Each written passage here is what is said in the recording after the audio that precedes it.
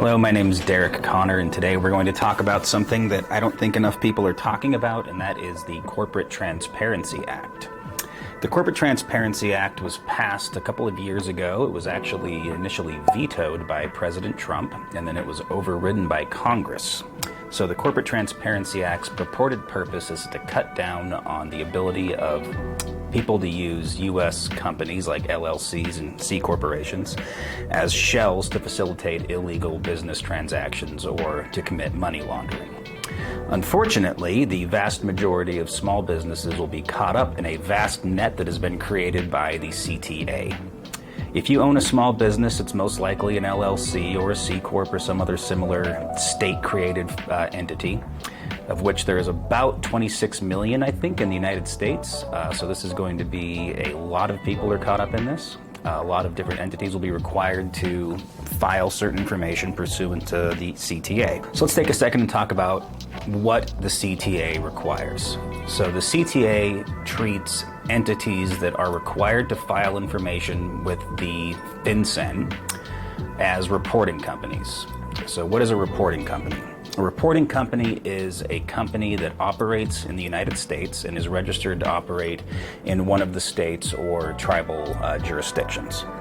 Foreign entities that operate in the United States and are registered to do business here are also required to file certain information pursuant to the Corporate Transparency Act. So there's also some deadlines that are important to know for your business. If your business was formed before January 1st, 2024, you have until the end of the year to file the required information with FinCEN. And if your business was formed after January 1st, 2024, you have 90 days to file the required information with FinCEN. If your business is formed after January 1st, 2025, you will have 30 days to file the required information. In addition to that, there is a continuing requirement to file updated information, and that is 30 days after certain changes happen, and I'll discuss that a little bit later. So the first thing to consider is, does your business have an exemption to filing under the CTA? There are 23 exemptions pursuant to the law, and I will run through them real quick, but they are mostly geared towards larger businesses and businesses that are in highly regulated industries such as finance. So the first exemption is a securities reporting issuer. Second is a government authority. Banks, credit unions, depository institution, money services businesses, broker-dealer in securities, securities exchange or clearing agency, other Exchange Act registered entity, investment company or investment advisor, venture capital fund advisor, insurance company, state licensed insurance broker, Commodity Exchange Act registered entity, an accounting firm, public utility, financial market utility, pooled investment vehicle, tax-exempt entity, entity assisting a tax-exempt entity, large operating company, subsidiary of certain exempt entity, and inactive entity. So most people think of the CTA, they think that this only applies to big businesses. Well, that is absolutely not correct. In fact, it applies much more to small businesses. The large business exemption applies if your company has greater than 20 full-time employees, is registered to do business in the United States, and had greater than $5 million in gross receipts on its prior year's tax filing.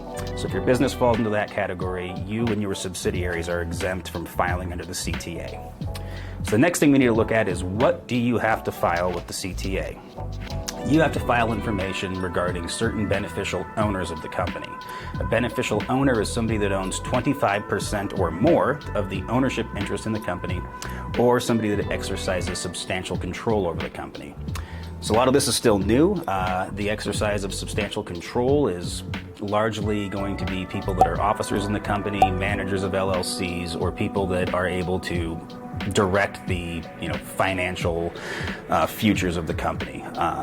Anybody that has control of the company is going to be required to file certain information with FinCEN pursuant to the CTA. What do those people have to file with the CTA? So for the reporting company, you will have to file the full legal name of the business, any and all trade names such as DBAs, complete U.S. principal place of business address, state, tribal, or foreign jurisdiction of formation, so whatever state you formed it in. And for foreign entities, you will have to file also your first registration of where you filed to do business in the United States. In addition to that, you'll have to submit your IRS taxpayer identification number and your employer identification number. So let's also talk about what you have to file as a beneficial owner. So again, beneficial owners being those of 25% or more ownership interest in the companies or substantial control, you'll have to file their full legal name, their date of birth, their current residential address. You'll have to file the unique identifying number and issuing jurisdiction from, and an image of one of the following: a U.S. passport, a state driver's license, identification document issued by a state, local government, or tribe, and if individuals not have any of those, a foreign passport. So these things need to be filed with FinCEN, and they need to be updated every 30 days for the life of the company.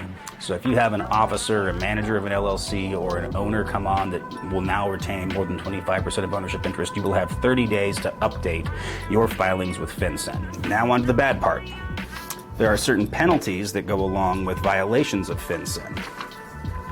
For example, any incorrect statements that have been filed with FinCEN, you have 90 days to correct those without penalty. Any new information, like I said before, you have 30 days to update new information, such as new owners. The penalty for violations of the CTA are $500 a day per violation, and you can even be subject to criminal prosecution for incarceration for a period of up to 2 years, or a fine of $10,000. Given the penalties, it is very important for small businesses to pay attention to these new rules and consult with an experienced attorney if you have any questions about what you're required to do under the CTA. Thank you. Have a great day.